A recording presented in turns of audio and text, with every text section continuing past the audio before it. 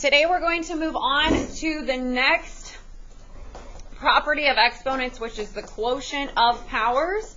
Before we move on, let's review what we learned a few days ago. So the first rule we learned was product of powers, and y'all don't have to write this down. You can just look along with me. If I have x squared times x to the fifth, because it's being multiplied and the bases are the same, what do I do with the exponents? Combine them. How do you combine them? Add them. This is really x times x times x times x times x times x times x. How many are there all together now? Okay, so does everybody understand the product of powers rule? When you're multiplying the bases, you add the exponents. Now, where I see y'all get confused is the difference between this and power of a power. Do y'all see the difference in how they look? This has two bases that are being multiplied. This has one base that has a power that's being raised to another power. Do you everybody see the difference? What do you do with these? You multiply them and you get x to the 10th. Okay, the next thing that we learned last week is how to deal with a negative exponent. Can you have a negative exponent in your final answer? No. Can you have it while you're working a problem? Yes. Yeah, so for example, let's say I had x squared times x to the negative 5. This is the product of power rules. So what would I do with the exponents? I would add them, and 2 plus negative 5 is negative 3. My answer is x to the negative 3. But that is not a proper way to write it. You do not ever want a negative exponent. So you simply make a fraction and pull that to the bottom and get rid of the negative sign. And then put a 1 up top if there's nothing else. That would be your simplified answer. Does everybody understand that rule? The last rule we learned was the zero rule, right? And anytime you have an exponent of 0, your answer is just 1. Okay, so you have to know those foundation things to do what we're going to do today. Now we're going to learn the quotient of powers. So if you would look at your star chart, or if you don't have it, just look along with me. We're going to learn this rule right here. The quotient of powers rule says when you're dividing the same base. So everybody look, I have a to the mth power over a to the n power. What are you going to do with the exponents? Which one do you subtract first? It's going to be the one on top, m minus n. Does everybody understand? There can be a negative exponent at the bottom of a fraction, but not in a final answer. But like in an original problem, you would do it just the same way and deal with it just how you've been dealing with it. All right, so let's write up top right here. When dividing exponents and the bases are the same.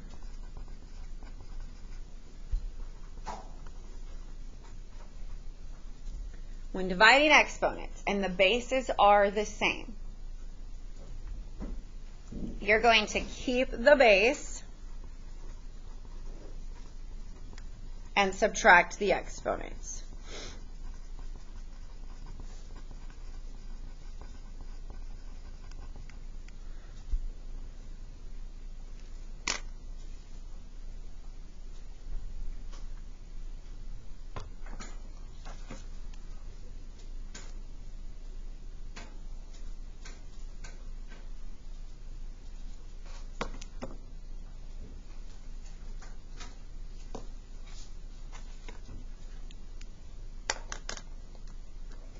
All right, let's start with the first example. Is everybody ready? First example, you have a base of A and a base of A. Because their bases are the same, you can keep the base and subtract the exponent. So what is the base? So I would do a to the 4 minus 3. Well, what is 4 minus 3? So my answer is just a to the 1, or simply a. Do I need a fraction anymore? No. So that's my answer, and I'm done. Any questions? Okay, let's look at the next one. A lot of you are struggling when the base is an actual number. All you're going to do is treat it like it's a variable, okay? This is a base of 4. This is a base of 4. So we're going to keep the base 4. Yes? So my base stays 4. And what am I going to do with the exponents? 7 minus 3 is what? 4 to the 4th power. Done.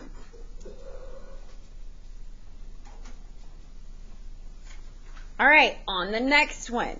Again, if it has an exponent, treat it like it's a variable. Don't treat it like it's a regular number. So what I'm going to do is I'm going to highlight to show y'all the bases that are the same. 8 is the same as 8. What else?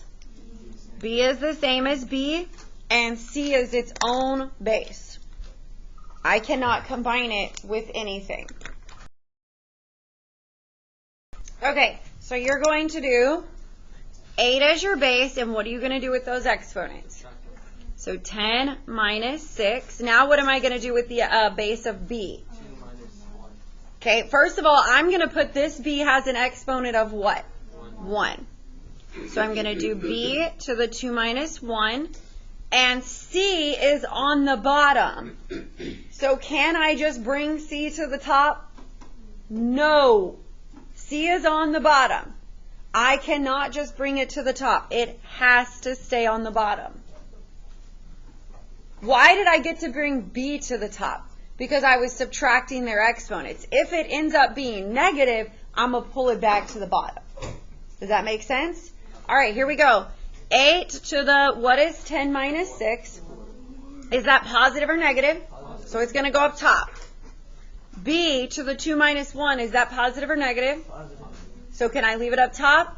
And C has to stay on the bottom because that's where it was. That means C actually has an exponent of negative 1.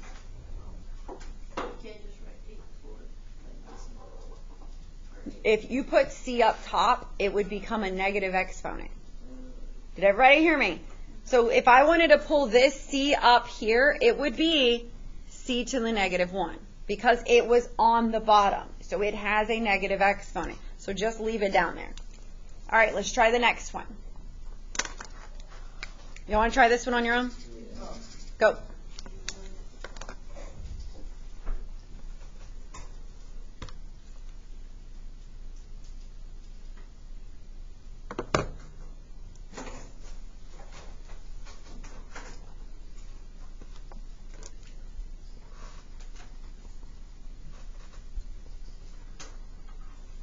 Did everybody get negative 3 to the 6?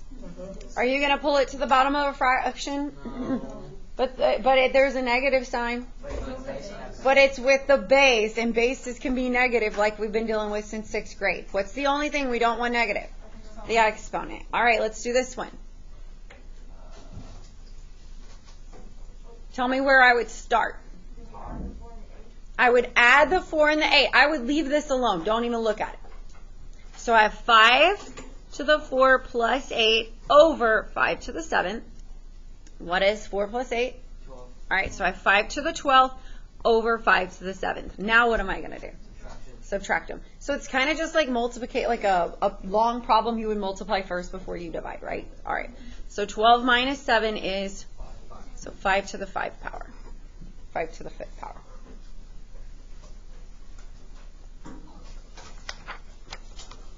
All right, this next one is just another way to write a problem. These are fractions, yes or no? How do you multiply a fraction? Straight across. So what's 1 times x squared? X to the 6. X to the 6. 1 times anything is the other number. What is x to the 4 times 1? All right, now can I deal with it? How would I combine those? X to the 6 minus 4, which is x squared.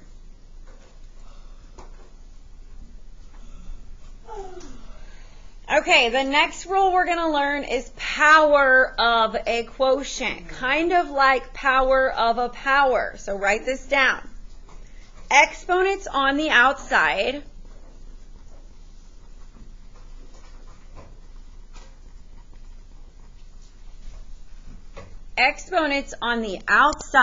of the parentheses. And I'm not going to write the word parentheses, I'm just going to draw it.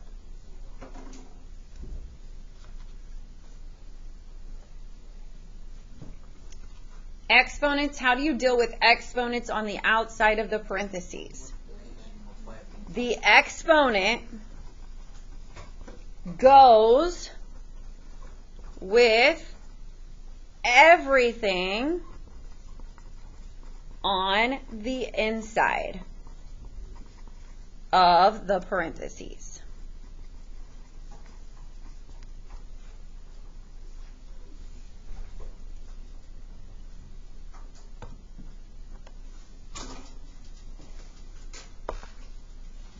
So it's kind of like power of a power. But why is it called power of a quotient? Because in the parentheses is a quotient. Okay? So how would I do this first one? A to the m power, b to the m power. Can I combine those? Yes. No. No. Why? This is a base of A. This is a base of B. You cannot combine two different bases. Are we good? All right, this one. 3 to the 7th over 2 to the 7th. Can I combine them? No. Why? There's two different bases.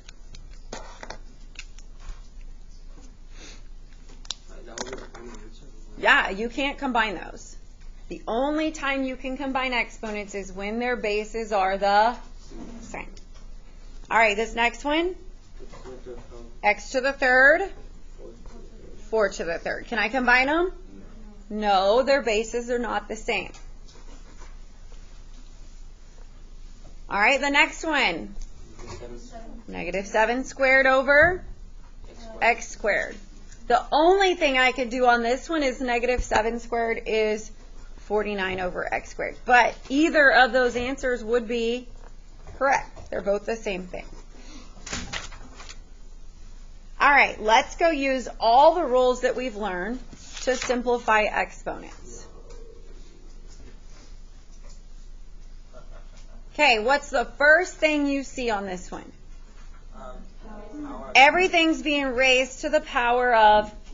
So everything in this problem has to be raised to the power of 3. Every single thing. Does 4 have to be raised to the power of 3? Yes. So I have 4 to the 3. Does x squared have to be raised to the power of 3? Yes. Am I going to add the exponents or multiply? Because it's power of a power, right? See how I'm not combining the two bases. I'm power of a power. I'm going to multiply. X to the 6th. All right, over. Now what? 5 to the 3rd. Y to the 3rd. Now stop and ask yourself, are any of the bases the same? No. So can I simplify this any further? Yes. No. I could do 4 to the 3rd, 5 to the 3rd, but you don't have to. Okay? You just leave those as exponents. Try the next one on your own.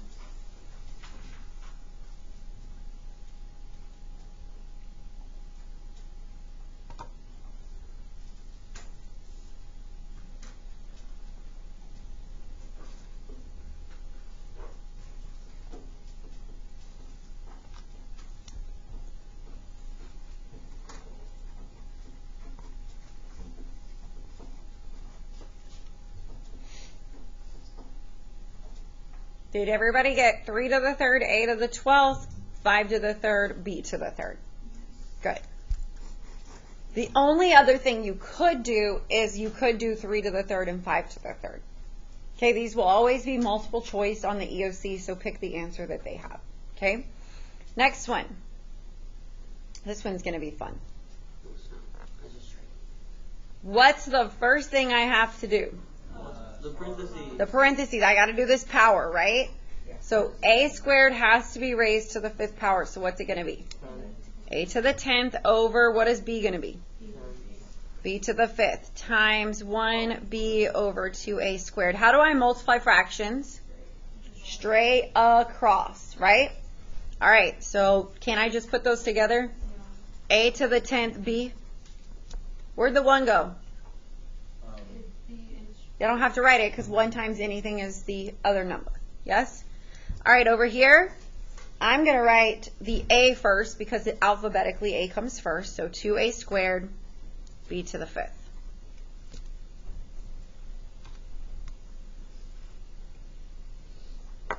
How do I know if I'm done? I look at the bases and see if any of them are the same. Do I have bases that are the same? Yes. Okay. What about that 2? Is there another base of 2? No. So where's the 2 going to stay? On the bottom. All right. So here I go. I have 2 going to be on the bottom. What is 10 minus 2? So I'm going to put a to the 10 minus 2 just so I can show you all my work. And then here, I'm going to pull everything to the top. I'm going to put b to the 1 minus 5.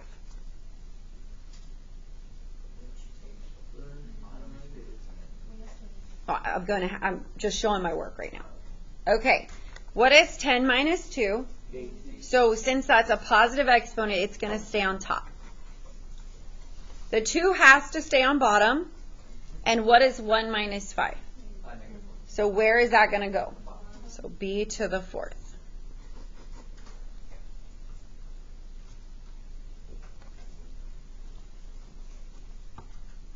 All right. Would y'all like to try the next one on your own? Go. Remember, just start with the first step by getting that 7 to everything in the parentheses.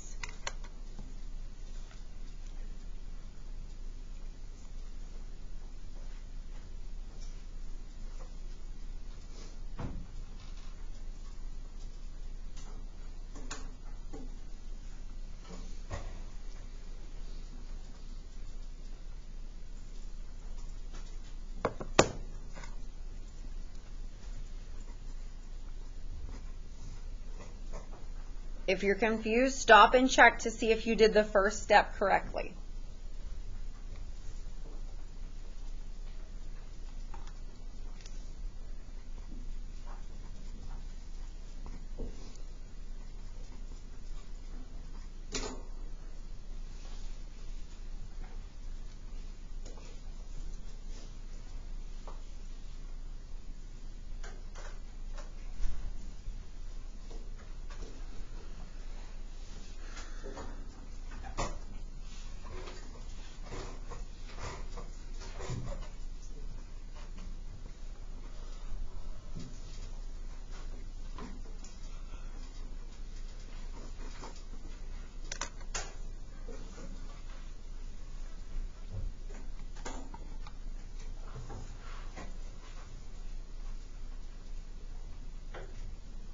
Okay, my first step was to give the 7 to everything, so I got x to the 21 over y to the 7th, and then I just wrote the rest down. I multiplied straight across to come up with this. Yes, are we all good on those parts? Okay, then I said, you know what? I have 2 bases that are x's, so I have to combine those by subtraction. And I did x to the 21 minus 8, and I realized that was a positive exponent, so it was going to stay on top, and everything else stayed on the bottom. Are we okay? Try the last one on your own.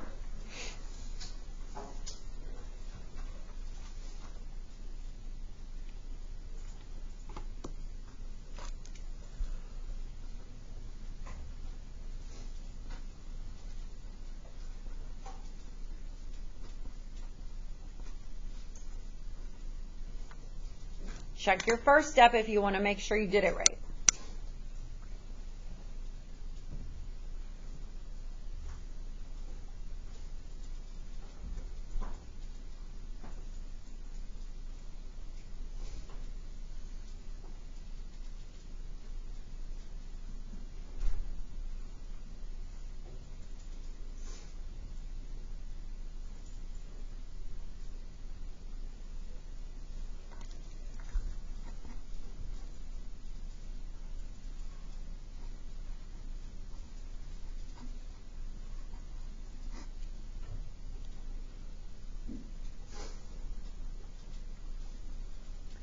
go ahead and do the 16 squared because we're going to be able to simplify those numbers. Okay? So, and go ahead and do like let's go ahead and do the 2 to the third and the 3 to the third.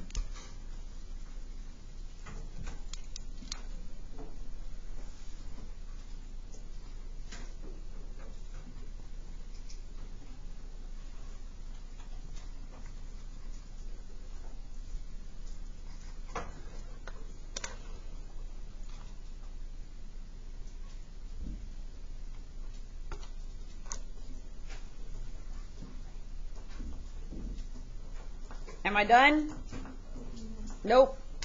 I see I've got two bases that are t's, and then I've got all these regular numbers. Can regular numbers be combined with regular numbers if there's no exponents involved? Yeah, I got rid of their exponents. So the next thing I'm going to do is I'm going to deal with my t's. Are we all good? Yep. So I have 8 r to the third t to the 10 minus 3 over, what is 27 times 256?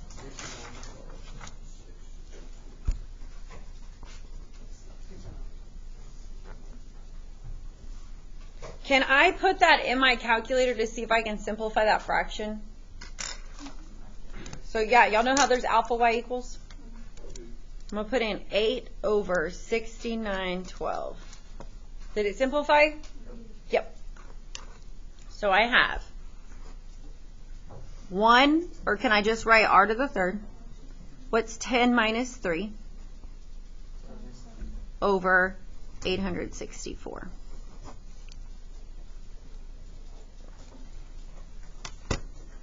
Okay, let's pass out the... Okay, so on the front, please remember that if you have a regular number that has an exponent, just treat it like it's a variable. Yes? So number 1, you're simply going to do 5 to the 4 minus 1, which is what? 5 to the third. Do not put them in expanded form. Don't worry about doing 5 times 5 times 5. Just leave it like that. Make sense? Now, when you get down to like number 7,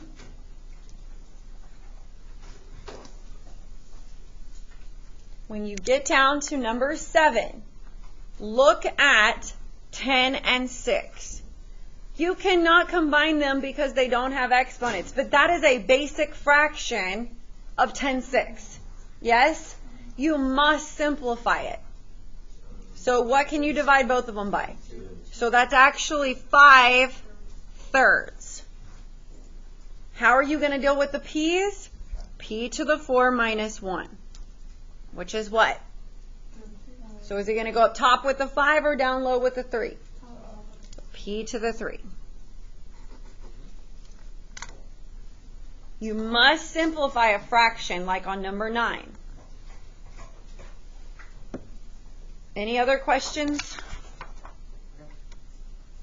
Every problem you can simplify, you must simplify the regular numbers. Get busy.